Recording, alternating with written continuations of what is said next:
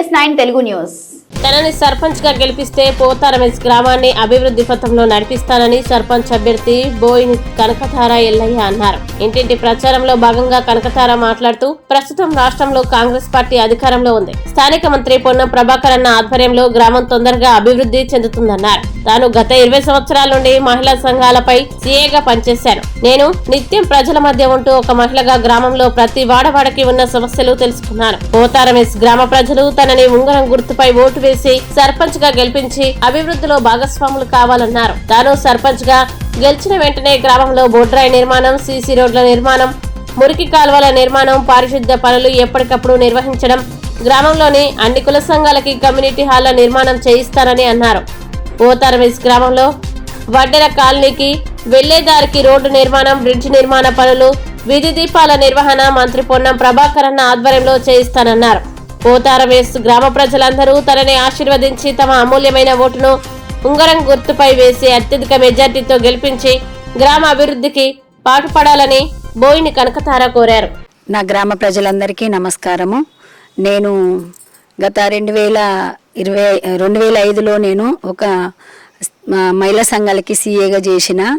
అప్పటి నుండి ఇప్పటి వరకు 20 సంవత్సరాలు నేను మహిళా సంఘాలతోటి ఎంతో 10 సంఘాలు ఉన్న వాళ్ళు ఈ రోజు 42 సంఘాలు చేసిన వృద్ధుల, వికలాంగుల, SHG మహిళలందరి చేసిన తర్వాత ఈ రోజు మాకు ఇప్పుడున్న కాంగ్రెస్ ప్రభుత్వం దయ వల్ల మా దళితులకి, ఎస్సీ మాల మాదిగకి దళితులకి మాయందు దయించి ఇప్పుడున్న ప్రభుత్వం మాకు రిజర్వేషను ఎస్సీ మహిళ మా పోతారం గ్రామానికి ఎస్సీ మహిళ రావడం వల్ల నేను 20 సంవత్సరాలు చేసిన సీఏ పదవికి రాజీనామా చేసి నా వాళ్ళందరూ మా దళితుల కుటుంబాలలో అందరూ మేము కలిసి వాళ్ళందరి దయతో నన్ను నిలబడని ఎన్నుకొని మేమందరం ఒక కట్టుగా ఉండి ఒక నిరుపేదగా నేను బయటకు వచ్చిన.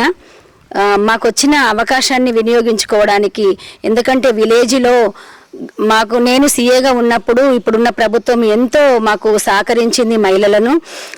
ఏదైనా ఇప్పుడున్న ప్రభుత్వం ఉచిత బస్సు అయినా, మహిళలకి ఉచిత కరెంట్ అయినా, ఎన్నో మేము 20 సంవత్సరాలు 12 సంవత్సరాలు నుండి కుట్టిన 6-7 సంవత్సరాల నుండి కుట్టిన డ్రెస్సుల రాకపోయినా కూడా మా గౌరవనీయులు మినిస్టర్ గారి దయతోటి నాకు మా అందరికి టైలరింగ్ గార్మెంట్ బిల్స్ రావడం జరిగింది. పోయిన మార్చిలో ఇంకా కూడా బిల్స్ వచ్చేటున్నాయి. మళ్ళీ ఇప్పుడు ఈ ప్రభుత్వం వచ్చినాక, అంతకుముందు అయితే ఎంతో కష్టపడేది స్టిచ్చింగ్ డ్రెస్ల విషయంలోనైతే.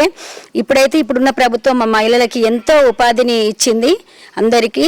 ఆ విధంగా నేను నాకున్న దేవుడిచ్చిన జ్ఞానాన్ని బట్టి మాకొచ్చిన అవకాశాన్ని వినియోగించుకుందామని గ్రామాన్ని అభివృద్ధి ఇప్పుడున్న ప్రభుత్వం గౌరవనీయులైన మినిస్టర్ గారి సహాయంతో నా గ్రామాన్ని అభివృద్ధి పరచాలని నా ధ్యేయం.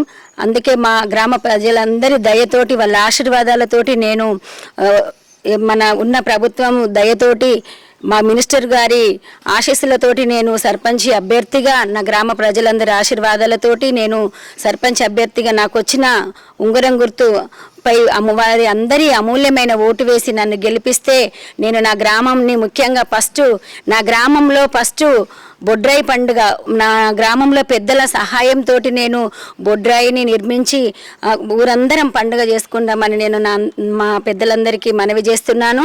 అదేవిధంగా ఎక్కువగా ఉన్న కోతులందరినీ పెద్దల సహాయంతో ఊరి బయట తరిమి కొడదామని నేను అది హామీ ఇస్తున్నాను. మరియు పిల్లలకి ఓపెన్ జిమ్ము, లైబ్రరీ నా గ్రామంలో గౌరవనీయులు మినిస్టర్ గారి సహాయంతో నేను అవి కూడా చేస్తానని నేను హామీ ఇస్తున్నాను. వడ్డెర కాలనీ బిర్జి అక్కడికి వెళ్ళినప్పుడైతే ఉమ్మడి కరీంనగర్ ఉన్నప్పుడు మంతిని, మాదేవ్పూర్ అటు ట్రైబల్ ఏరియా ఏ విధంగా ఉండేనో అక్కడ నేను గ్రౌండ్ వరకు కడప వెళ్ళి వాళ్ళని మందలించినప్పుడు, అక్కడ వెళ్ళినప్పుడైతే చాలా బాధ అయింది. ముఖ్యంగా గౌరవనీయులు మినిస్టర్ గారి దయతో, సహాయంతో ఆయనను తీసుకొచ్చి అక్కడ బ్రిడ్జి కట్టించి అక్కడ పిల్లలు స్కూల్ వెళ్ళడానికైనా వాళ్ళు నడవడానికైనా చాలా ఇబ్బందికరంగా ఉంది. చాలా అంటే చాలా బాధ అనిపించింది. అక్కడికి వెళ్ళినప్పుడు అక్కడ మెయిన్ ఫస్ట్ బ్రిడ్జి కట్టించి సీసీ రోడ్డు వేయించాలని నా ఆలోచన, నా ధ్యేయం.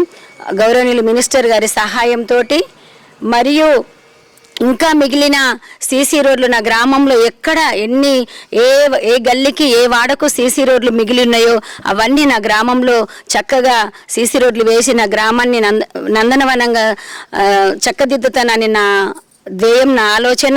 ఇంకొకటి గుంతలు, మురికి కాలువలు, వీధి దీపాలు. ఒక్కొక్క గల్లీకి వెళ్తేనైతే ఇట్లా వాళ్ళ అమూల్యమైన ఓటు అడగడానికి నేను వెళ్ళినప్పుడైతే కడప తిరిగినప్పుడు ఒక్కొక్క గల్లీకి అసలు వీధి దీపాలే లేవు. ఎప్పటికీ ఎల్లవేళలా వీధి దీపాలు ఉండేటట్టు, అది వీధి దీపాలు, మురికి కాలువలు, ఇంకొడు గుంతలు ఉండేటట్టు, నీరు కూడా, మంచినీటి సదుపాయం కూడా చేయిస్తానని నేను హామీ ఇస్తున్నాను. ఎల్లవేళలా నా గ్రామాన్ని పరిశుభ్రతతోటి నా గ్రామాన్ని చక్కదిద్దుతానని వారి పెద్దవాళ్ళ అమూల్యమైన ఓటుతో నన్ను గెలిపిస్తే నా ఊరిని ఒక నాయకురాలుగా కాకుండా ఎల్లవేళలా నేను వారికి ఒక సేవకురాలిగా, అండదండలుగా, వారి ఆపదలో సంపదలో వారికి అండదండలుగా ఉంటానని నేను హామీ ఇస్తున్నాను. అందులో మళ్ళీ నా గ్రామంలో ఎవరైనా మరీ నిరుపేద ఎవ్వరూ లేరు అన్న నిరుపేదకు నన్ను గెలిపిస్తే సర్పంచ్గా వచ్చిన జీతాన్ని నేను వారికి ఇస్తానని నా గ్రామ ప్రజలందరి ముందు, పెద్దల నేను అందరి ముందు మాటిస్తున్నాను. నా గ్రామంలో ఇంకా ఎక్కడ ఏ కుల సంఘాలు, ప్రతి కుల సంఘానికి కమిటీలు కూడా గౌరవనీయులు మినిస్టర్ గారి సహాయంతో నేను ప్రతి కుల సంఘానికి కమిటీలు కట్టిస్తానని నేను హామీ ఇస్తున్నాను. ఇప్పుడున్న ప్రభుత్వము మహిళలకి ఎంతగానో అండగా ఉన్నది, చాలా సంతోషము. ముఖ్యంగా మా దళితులకు, పేద నిరుపేదలకైతే చాలా అండదండలుగా ఉన్న ప్రభుత్వం ఎంతోగానో మాకు సహాయంగా ఉన్నది. ముఖ్యంగా మహిళలకి సహాయంగా ఉంది. ఆ మహిళల్లో నా విలేజ్లో మా దళితులకి మళ్ళీ అందులో మహిళా రిజర్వేషన్ వచ్చినందుకు ఇప్పుడున్న ప్రభుత్వానికి నా కుటుంబం తరపున, నా తరపున పాదాభివందనం తెలియజేస్తూ అమూల్యమైన ఓటును ఉంగరం గుర్తుకేసి గెలిపించి నన్ను ఒక నిరుపేద బిడ్డగా ఇక్కడ గ్రామానికి సేవకురాలుగా వాడుకుంటారని నేను అందరినీ దయతో కోరుచున్నాను.